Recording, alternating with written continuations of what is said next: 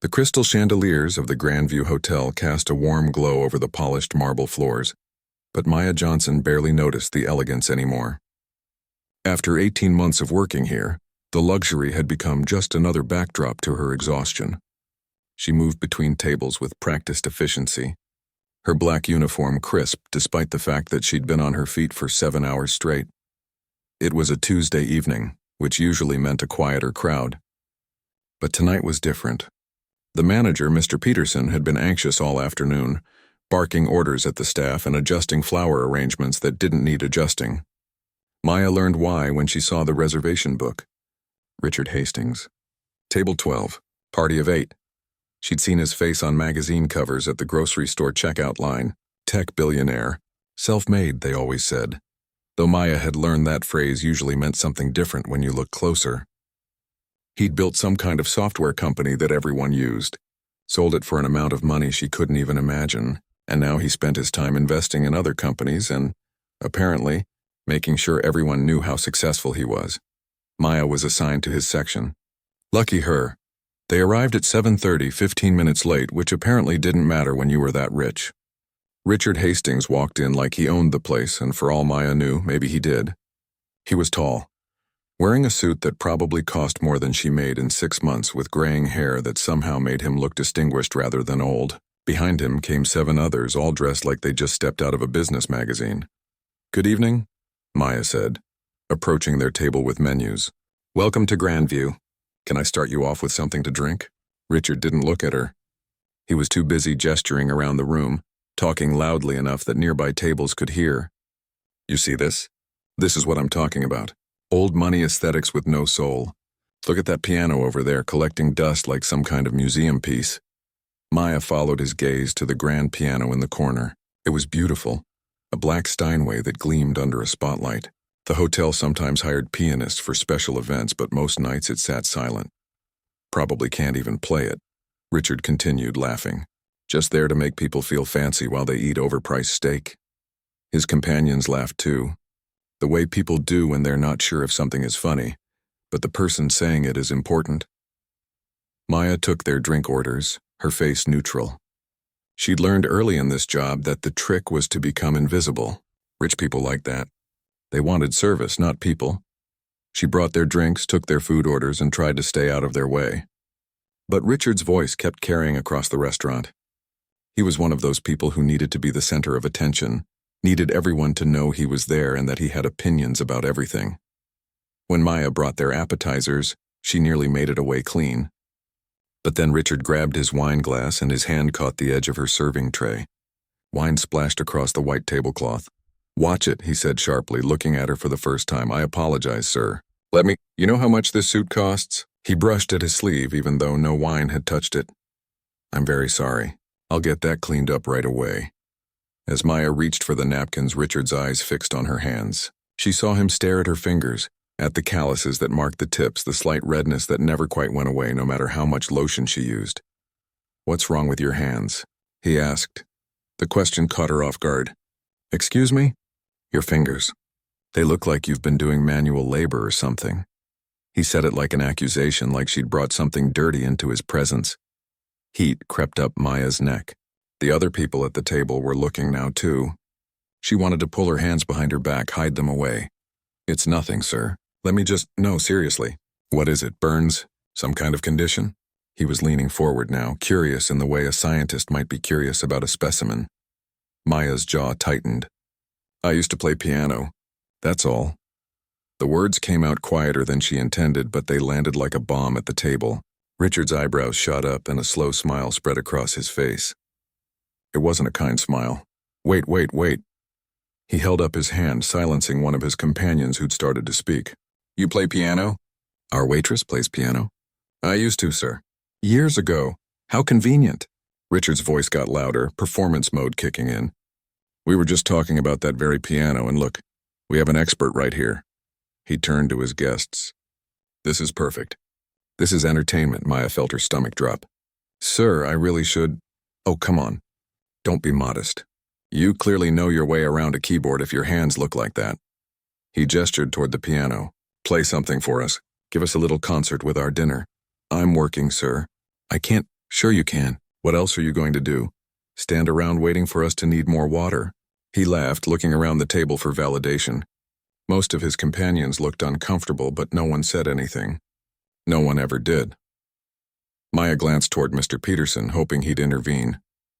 But when she caught his eye, she saw something that made her heart sink. He was nodding, actually nodding, encouraging her to do what this man wanted. Sir, I haven't played in a long time. I wouldn't want to disturb the other guests. Disturb them? You'd be entertaining them. Come on, this place could use some life. Richard pulled out his wallet, extracted $100 bill and laid it on the table. There's your tip. In advance. Now go play something nice. The restaurant had gone quiet. Other diners were watching now, sensing drama. Maya felt every eye on her, felt the weight of their curiosity and judgment. She felt small, the way she'd felt so many times in her life when people with power decided to remind her that she didn't have any. Mr. Peterson appeared at her elbow. Maya, he said softly, but there was steel under the politeness. Perhaps you could play just one song. For the guests. She looked at him. This man who signed her paychecks, who knew she needed this job, who knew exactly what he was asking her to do. Then she looked back at Richard, at his expectant smile, at the $100 bill sitting on the table like it was supposed to make this okay. Her hands were shaking. She'd sworn she wouldn't do this again, wouldn't let anyone hear her play, wouldn't open that door to everything she'd lost. The piano had been her whole world once, and walking away from it had nearly destroyed her. But at least she'd had control over that choice. She'd made it herself. This wasn't a choice. Excuse me, Maya said quietly. She set down her serving tray, untied her apron with trembling fingers, and walked across the restaurant floor. Each step felt like walking through water. The beautiful Steinway grew larger as she approached, its polished surface reflecting the chandelier light. She pulled out the bench and sat down. The familiar weight of it, the angle, the distance from the keys. Her body remembered even though she'd tried to forget. She placed her hands on the keys, felt the cool ivory under her fingertips, and closed her eyes. Behind her, she heard Richard say something to his table, heard them laugh.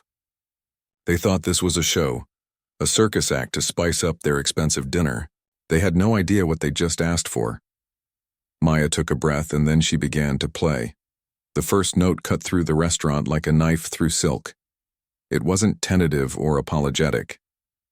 It was clear and pure and absolutely certain. Maya's fingers moved to the second note, then the third, and suddenly the opening phrase of Rachmaninoff's Piano Concerto No. 2 was blooming in the air around them. The conversations stopped first, then the clinking of silverware. Then everything. Maya's eyes were still closed, but she didn't need to see. Her hands knew where to go. They'd known for 20 years, since she was 8 years old and her mother had saved up for 6 months to buy her first real lesson. Muscle memory was a strange thing. You could run from it, hide from it, pretend it didn't exist. But the moment you sat down at a piano, it all came flooding back. The music built, cascading runs that would make most pianists stumble. But Maya didn't stumble. Her fingers flew across the keys with a speed and precision that came from thousands of hours of practice, from competitions where a single wrong note meant failure, from a time when this instrument was her voice and her future and her whole reason for existing. She poured everything into it. Every missed opportunity. Every night she'd cried herself to sleep. Every time she'd walked past a music store and forced herself not to look in the window. Every dollar she'd counted and recounted, trying to figure out how to keep the lights on and buy medicine and maybe, just maybe, have enough left over for something other than survival. The music was angry and heartbroken and beautiful all at once. In the restaurant, people had stopped eating entirely. A waiter stood frozen with a plate in his hand, mouth slightly open. Mr. Peterson's eyes were wide with shock. He'd hired Maya 18 months ago and never had any idea who she really was. At table 12, Richard's smile had vanished. His wine glass sat forgotten in his hand as he stared at the woman at the piano. This wasn't what he'd expected. He'd thought she'd play chopsticks or maybe fumble through for Elise, something that would justify his mockery, confirm his assumption that she was just a waitress pretending to be more than she was. This wasn't that. This was something else entirely. The man sitting next to Richard, a venture capitalist named David, leaned over and whispered, "Do you know what she's playing?" "That's Rachmaninoff. The second concerto." That's not easy. That's professional level." Richard didn't respond. He couldn't. He was watching Maya's hands move across the keys, watching her body sway slightly with the music, watching her face, which had transformed from humiliated and angry to something transcendent. She looked like she was somewhere else entirely, somewhere these people in this restaurant couldn't touch her. A woman at a nearby table had tears running down her cheeks. She didn't bother wiping them away. Someone in the back of the restaurant pulled out their phone and started recording. Then another person did. Then another. Within seconds, a dozen phones were pointed at Maya, capturing every note. The music built toward the first movement's climax, Maya's hands crossing over each other in complicated patterns, pulling sounds from the piano that seemed impossible. The Steinway sang under her touch, finally being played the way it was meant to be played. And then, just as suddenly as it had begun, it ended. The final chord hung in the air for a long moment. Silence. Maya opened her eyes. She stared down at her hands on the keys like she didn't recognize them. Then she stood up, pushed the bench back carefully, and walked back across the restaurant floor. Her face was expressionless now, closed off, all that emotion locked away again. The applause started slowly from the woman who'd been crying, then spread like wildfire through the restaurant. People got to their feet. Someone shouted, "Bravo!" A chef had come out from the kitchen and was clapping so hard his hands must have hurt. Maya didn't acknowledge any of it. She picked up her apron, tied it back on, collected her serving tray, and returned to her station as if nothing had happened. But everything had happened. At table 12, Richard sat very still. His companions were talking excitedly around him, but their voices sounded distant. David was saying something about Juilliard-level technique. Someone else was asking who she was, where she'd trained. Another person was looking at their phone, probably searching for information. But Richard was just sitting there, his dinner forgotten, staring at the piano bench where Maya had been moments before. The $100 bill still sat on the table in front of him, and suddenly it looked obscene, like trying to buy the ocean with a seashell. "Richard," David said, nudging him. "Did you know she could play like that?" Richard shook his head slowly. "No, and that was extraordinary." "Where did you find her? Is she some kind of prodigy working here undercover?" "I didn't find her. She's our waitress." The words sounded stupid coming out of his mouth.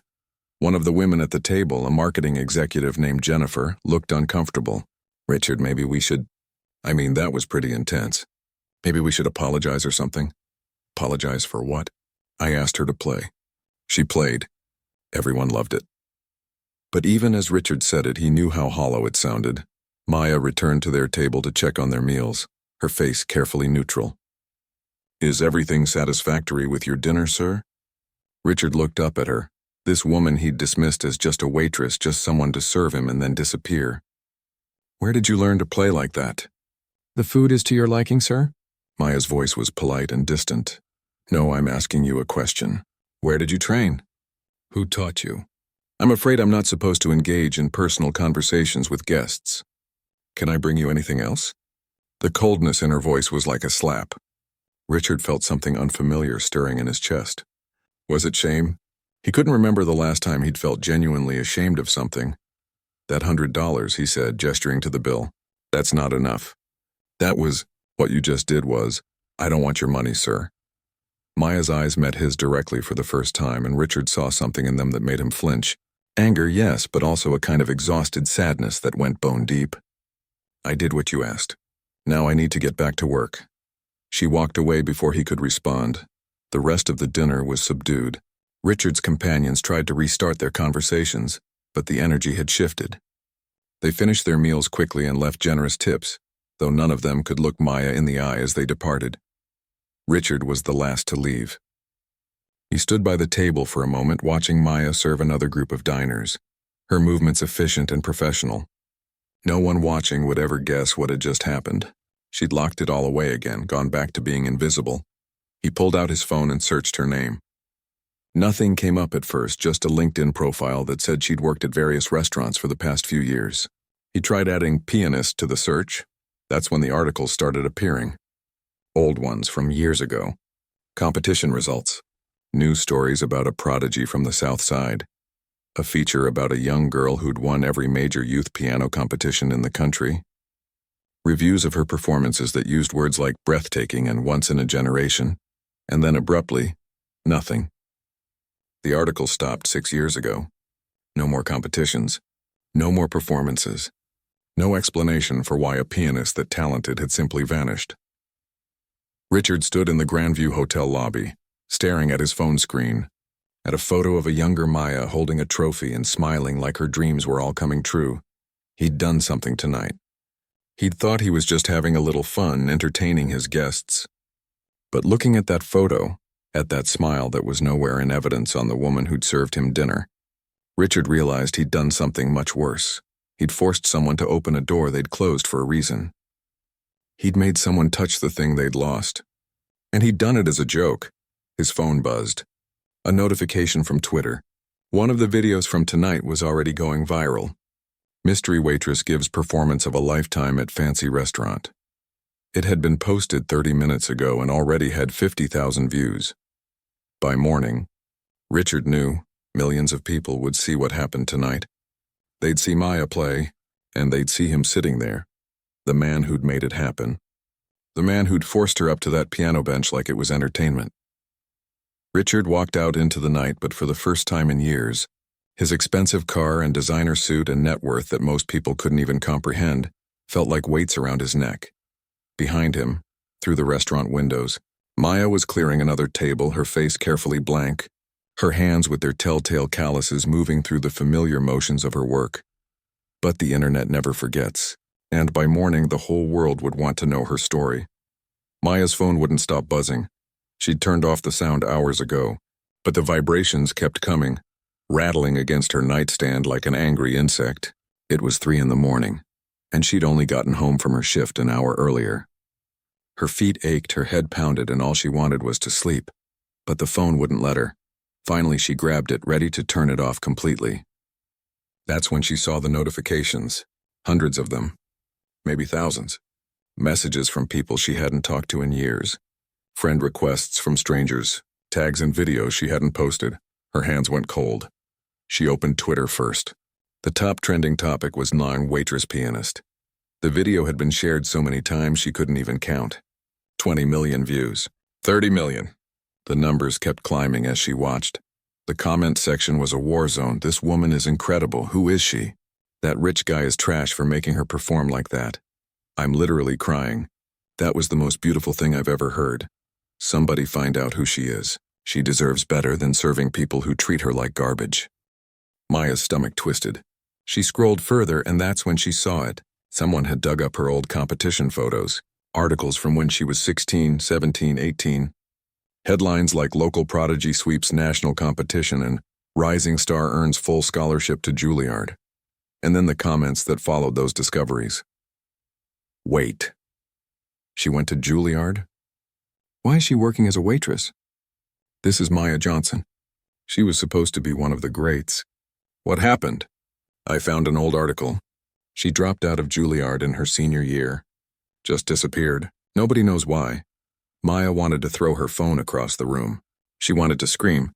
Instead, she just sat there in her tiny apartment in the dark, watching strangers dissect her life like she was a puzzle they had a right to solve. Her mother's face flashed in her mind. The hospital room, the choice she'd had to make. She turned off her phone and buried her face in her hands. Across the city, Richard wasn't sleeping either. He sat in his penthouse office, the city lights spread out below him like stars, reading every comment, every article, every think piece that had sprouted up overnight. About what happened at the Grandview, the internet had not been kind to him, Billionaire. Bullies waitress into performing for his entertainment, rich. Man's cruel joke backfires when waitress turns out to be world-class musician. The look on his face, when he realizes he messed with the wrong person. Someone had made a gif of his expression, changing during Maya's performance from smug to shocked. It had been shared 1,000,000 times with captions mocking him. But the articles that bothered him most were the ones that had found Maya's history. Real journalists had gotten involved now, digging deeper than Twitter users could. They'd found interviews with her old teachers, competition footage from when she was a teenager, reviews of her early performances that praised her as a generational talent, and they'd found the gap. The sudden silence 6 years ago when she'd disappeared from the music world completely. One article from the Chicago Tribune had interviewed her former piano teacher, an elderly woman named Mrs. Chen who'd taught Maya for 10 years. She had a gift I've only seen once or twice in my entire career, Mrs. Chen had said. When I heard she'd left Juilliard, I was devastated. I tried to reach her, but she never returned my calls. I assumed something terrible must have happened. Maya loved music more than anything. She wouldn't have walked away unless she had no choice. Richard read that line 3 times. She wouldn't have walked away unless she had no choice. He opened a new browser tab and typed Maya's name with different search terms. It took him 20 minutes, but he finally found it. An old GoFundMe page from 6 years ago, started by someone named Lisa, who identified herself as Maya's roommate at Juilliard. Maya Johnson is one of the most talented musicians I've ever known, the description read. She's had to leave school to care for her family during a medical emergency.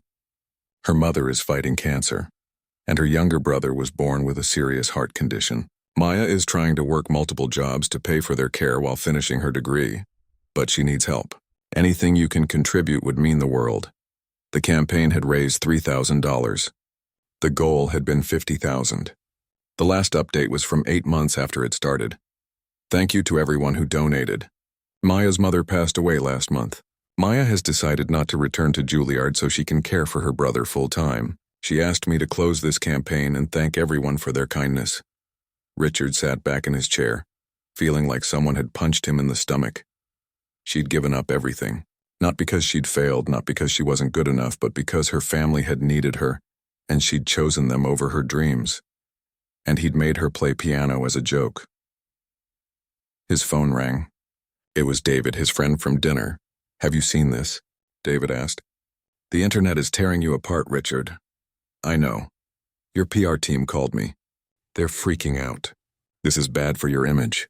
Tech investors are already talking about it, making you look like some kind of out-of-touch elite. Richard almost laughed. That's what I am, David. That's exactly what I am.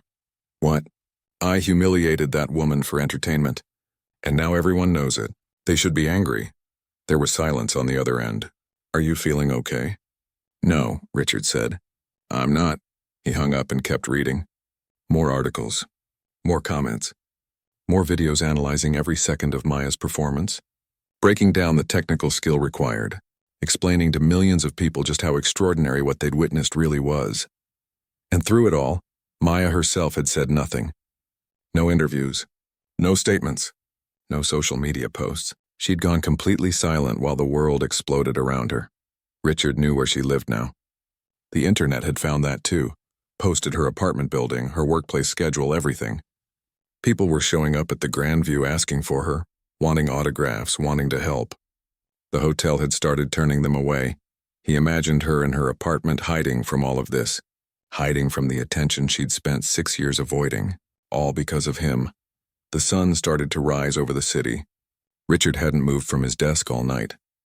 He picked up his phone and called his assistant. I need information, he said. Medical information. Maya Johnson has a younger brother with a heart condition. I want to know what kind of treatment he needs, what it costs, where the best specialists are, everything.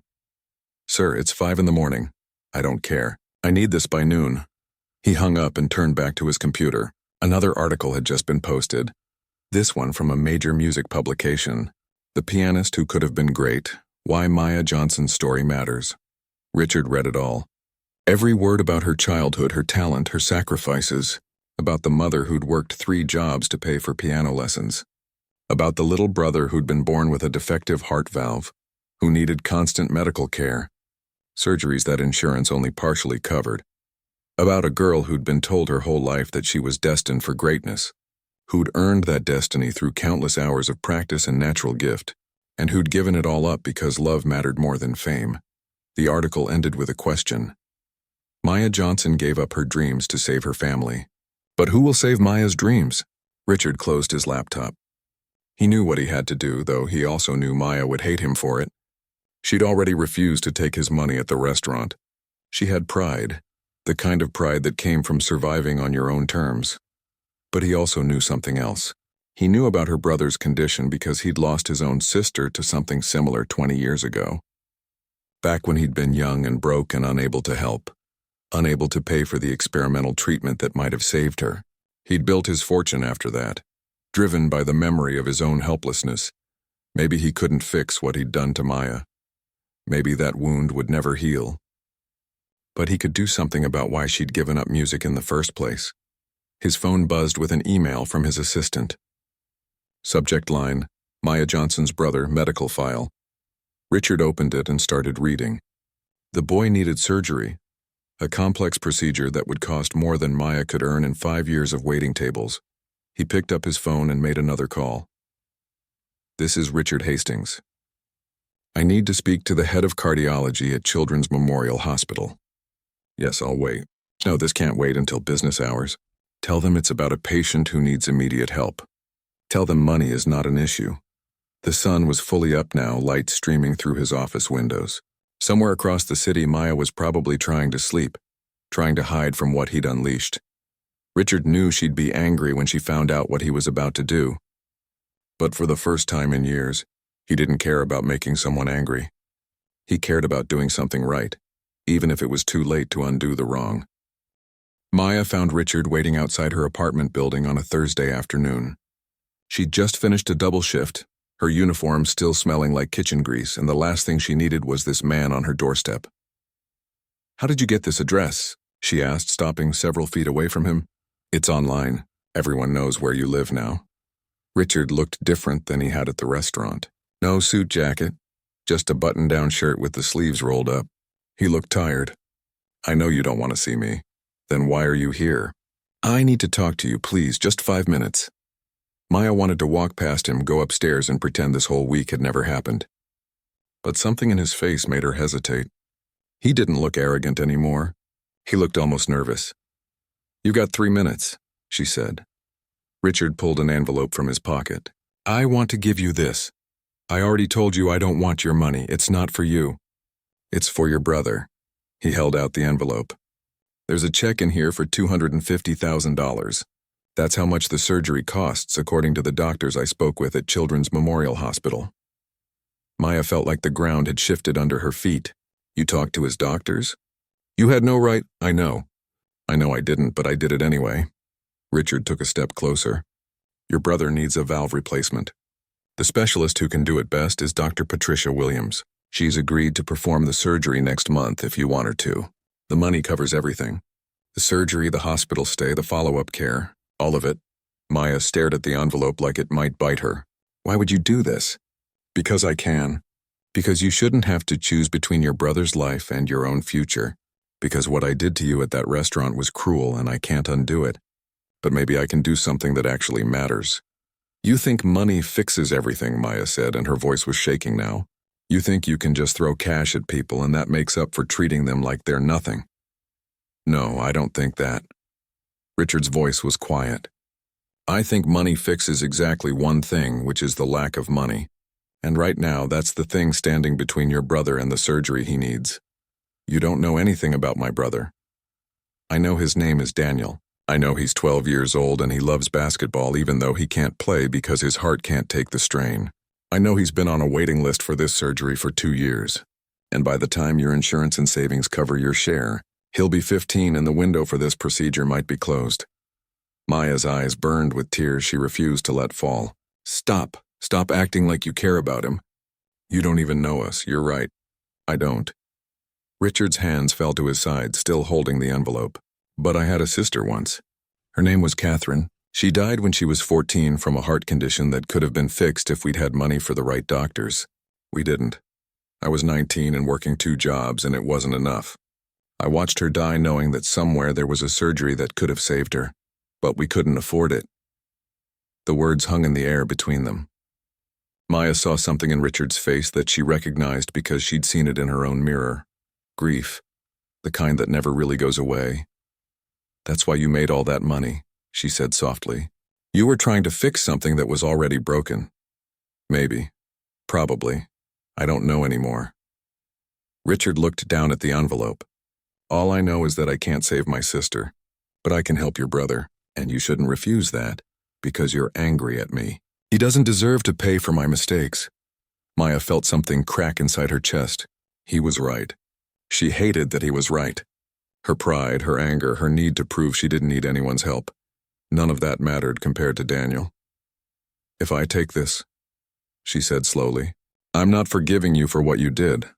I don't expect you to. And I don't owe you anything. No gratitude. No friendship, nothing. I understand." Maya reached out and took the envelope. Her hands were shaking. Inside was a check with more zeros than she'd ever seen in her life. Enough to save her brother. Enough to give him the normal childhood he deserved. "Thank you," she whispered, hating how small her voice sounded.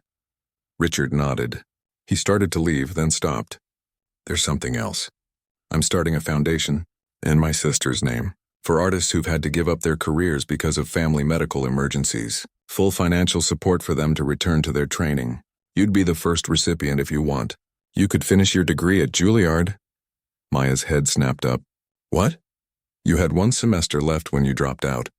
That's all. 1 semester between you and graduating from one of the best music schools in the world." Richard's voice was careful now, like he was afraid of saying the wrong thing. "The foundation would cover your tuition, your living expenses, everything. You could go back. I can't leave Daniel. The foundation would cover his care too. A home nurse while you're in New York. Transportation for him to visit you. Whatever you need. The whole point is to remove the barriers that forced you to stop in the first place." Maya couldn't speak. Juilliard. The dream she'd buried so deep she'd stopped letting herself even think about it. Finishing what she'd started. Becoming what she was supposed to become. "Why?" she finally asked. "Why would you do all this?" Richard was quiet for a long moment. "When I watched you play that night, I saw something I haven't seen in years. Someone who cared about something more than money or power or status. You cared about music the way I used to care about things before I got rich and forgot how to care about anything real." He met her eyes. "You reminded me that I used to be a person, not just a bank account with opinions, and I want to do something that matters, something Catherine would have been proud of." "This isn't about you feeling better about yourself," Maya said. "This is about actually helping people. I know. That's why I'm asking what you need, not telling you what I think you should do." Richard took a step back. "The surgery is scheduled for next month. Dr. Williams's office will call you to set up the consultation, and the foundation papers are being drawn up now. When you're ready, if you're ready, there's a place for you. No strings attached. You never have to see me again if you don't want to." He turned and walked toward his car. Maya stood on the sidewalk holding the envelope, watching him go. "Richard," she called out. He stopped and looked back. "You were right about one thing. I wouldn't have walked away from music if I'd had a choice. I loved it more than anything." She took a breath. "Part of me still does, even though it hurts to admit that." "Then maybe you should stop walking away from it," Richard said. "Maybe both of us should stop running from the things that matter." He got in his car and drove away, leaving Maya standing there with a check that would save her brother's life and an offer that could restore her own. She went upstairs to her apartment. Daniel was at the kitchen table doing homework, his textbooks spread out around him. He looked up when she came in, his face lighting up with the smile that had kept her going through every impossible day of the last 6 years. "Hey, Maya. How was work?" She walked over and wrapped her arms around him, holding on tight. "It was a weird day," she said, "but I think things might be getting better." "That's good." Daniel hugged her back. Not asking questions, just being there the way he always was. Maya pulled back and looked at him. This kid who'd cost her everything and given her everything at the same time. "How would you feel about getting that surgery we've been waiting for?" Daniel's eyes went wide. "Really? We can afford it?" "Yeah," Maya said, and she was crying now, finally letting the tears come. "Yeah, we can afford it. And after you're all healed up, how would you feel about coming to visit me in New York for a while?" "New York? Why?" Maya smiled through her tears. "Because I think I'm going back to school. I think I'm going to finish what I started." Daniel threw his arms around her again, and Maya held her brother close, thinking about the man who'd humiliated her and then given her back her future. Thinking about second chances and the complicated way that forgiveness sometimes worked. Thinking about music and family and the fact that maybe, just maybe, she didn't have to choose between them anymore. The envelope sat on the counter, and outside the window the city lights were starting to come on as evening fell. Tomorrow she'd call the hospital. Tomorrow she'd start figuring out how to go back to Juilliard. Tomorrow she'd start believing that dreams could come true even after you'd given up on them. But tonight, She just held her brother and let herself feel something she hadn't felt in 6 years. Hope. 1 year later, Maya stood backstage at Carnegie Hall, listening to the murmur of the crowd filtering through the heavy curtains. Her hands were steady now, no longer trembling the way they had that night at the Grandview. She'd spent the last 12 months remembering how to be a pianist again, and it had been harder than she'd expected. Juilliard hadn't been easy the second time around. She'd been older than most of her classmates, more worn down by life. Her fingers had needed months to regain their old speed and precision. There were nights when she'd wanted to quit, when the weight of everything felt too heavy. But she hadn't quit, and Daniel had been there, healthy and strong, cheering her on from the audience of every recital. The surgery had gone perfectly. Dr. Williams had repaired his heart valve, and for the first time in his life, Daniel could run without getting winded. He joined his school's basketball team. He was just a normal kid now, complaining about homework and staying up too late playing video games. Maya had finished her final semester at Juilliard with honors. Her graduation recital had been attended by some of the biggest names in classical music, and the offers had started coming in immediately. Concert halls, recording contracts, a European tour, things she'd dreamed about when she was 18 and thought she'd never have. Tonight was her Carnegie Hall debut, the biggest night of her life. 5 minutes, Ms. Johnson, a stagehand said, poking his head backstage. Maya nodded. She closed her eyes and took a deep breath, centering herself the way her teachers had taught her. When she opened her eyes again, she saw her reflection in a mirror across the room. She looked different than she had a year ago. More confident, more like herself. The foundation Richard had created had helped 43 artists so far. Maya had met some of them, people with stories like hers. A violinist who'd left Berkeley to care for her father with Alzheimer's. A dancer who'd quit Juilliard when his mother got cancer. A painter who'd given up her MFA to raise her nephew after her sister died, all of them getting second chances. All of them being told that their dreams still mattered. Richard had named the foundation after his sister, the Catherine Hastings Foundation for Artists. He'd funded it with $20 million of his own money, and had convinced other wealthy donors to contribute. He ran it himself, reviewing applications, meeting with artists, making sure the money went where it was needed. Maya had seen him a few times over the past year, always at foundation events. They were cordial with each other, polite, but there was still a distance between them. Some wounds took longer to heal than others. Ms. Johnson, it's time. Maya walked to the stage entrance. She could hear the crowd settling, the rustling of programs, the anticipation. 3,000 people out there waiting to hear her play. Among them were her old teachers, former classmates, music critics from major publications. And Daniel, sitting in the front row with the biggest smile on his face. The announcer's voice echoed through the hall.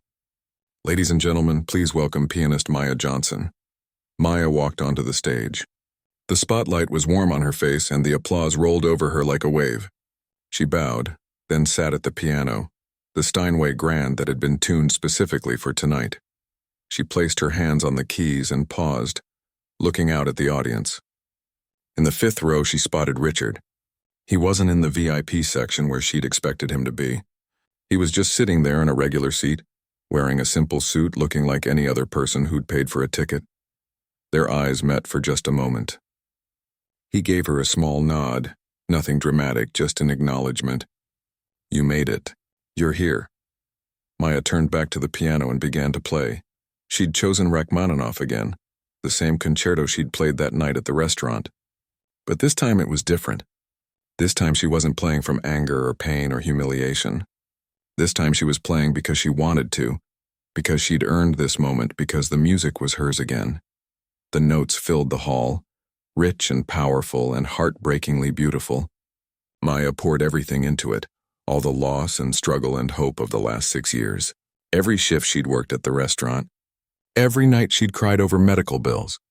Every moment she'd looked at her brother and known she'd made the right choice even when it felt like it was killing her. But also every moment of joy that had come after. Daniel's laughter when he was finally cleared to play basketball. Her first day back at Juilliard, walking through those doors again. The moment she'd realized she could still do this, could still be the pianist she was meant to be. The music built and swelled, Maya's hands dancing across the keys with a confidence she'd fought hard to reclaim. This wasn't just a performance. This was proof. Proof that giving up your dreams didn't have to be permanent. Proof that losing yourself didn't mean you were lost forever. Proof that sometimes people could surprise you, could do the right thing even after they'd done the wrong thing. In the audience, Richard sat perfectly still, listening. He'd heard countless performances in his life, attended symphonies and operas as part of his social obligations. But this was different. This wasn't background music for networking. This was someone's entire soul being offered to the world. He thought about that night at the Grandview, about the man he'd been then. Arrogant, careless, so caught up in his own importance that he'd forgotten other people were real, had their own stories, their own pain. He'd changed since then. Not completely, he was still learning how to be better, but the foundation had given him a purpose beyond making money. Every artist he helped, every dream he got to restore, felt like a small step toward being the person Catherine would have wanted him to be. The music reached its climax, and Maya's hands flew across the keys in the final cascading runs. The last chord rang out through Carnegie Hall, hanging in the air for a perfect moment of silence. Then the applause began. It started in the front rows and spread backward like wildfire, people rising to their feet, cheering and clapping until the sound was almost deafening. Daniel was jumping up and down, screaming his sister's name. Maya's old piano teacher, Mrs. Chen, was crying openly. Maya stood and bowed, and the applause grew even louder.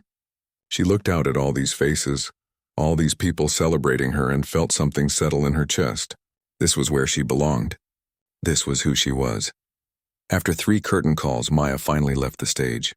Backstage, she was immediately surrounded by people. Congratulations, offers, interview requests. Everyone wanting a piece of her success.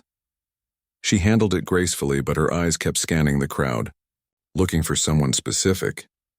She found him near the back, standing alone, not trying to push his way forward. Maya excused herself and walked over to Richard. They stood facing each other, the noise of the celebration fading into background sound. "You came," Maya said. "I wouldn't have missed it. You were extraordinary." "Thank you." Maya hesitated, then said, "And thank you for everything else." "I never really said that properly. What you did for Daniel, for me, for all those other artists, it matters. It really matters." Richard shook his head. "You did this yourself. I just removed some obstacles. The talent, the work, the determination, that was all you. Still, you didn't have to help. You chose to." "I needed to," Richard said quietly.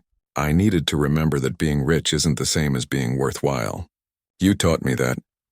Maya smiled, and for the first time it was a real smile when she looked at him. Not guarded or angry or hurt, just genuine. "We both learned something, I think," she said. "You learned that money should be used to help people. I learned that accepting help doesn't make you weak. Sometimes it just makes you smart. Are you going on that European tour?" "I am, 20 cities in 3 months. Daniel's coming with me for part of it. He wants to see Paris." Maya's smile widened. "Can you believe that? A year ago I was serving dinner to people who didn't even see me. Now I'm playing in Paris, I can believe it. You were always this good. The world just didn't know it yet." They stood there for another moment. 2 people who'd started as the worst versions of themselves with each other, and had somehow become better because of it. "I should go," Richard said. "Your family is waiting for you. But Maya, I'm proud of what you've accomplished. Catherine would have loved your playing. I wish I could have met her. She would have liked you. You both cared about the right things." Richard turned to leave, but Maya called out to him. "Hey, the foundation is doing good work. Don't stop. There are a lot of people out there like me who just need someone to believe their dreams still matter." "I won't stop," Richard promised. "That's the one thing I'm absolutely sure about now." He walked away, disappearing into the crowd, and Maya turned back to find Daniel running toward her, ready to tell her how amazing she was, how proud he was to be her brother. Maya hugged him tight, looking over his shoulder at the Carnegie Hall stage where she'd just played, where she'd proven to herself and everyone else that some stories didn't end with giving up. Some stories just paused, waiting for the moment when you could start again. The music had never really left her. It had just been sleeping, waiting for the right time to wake up.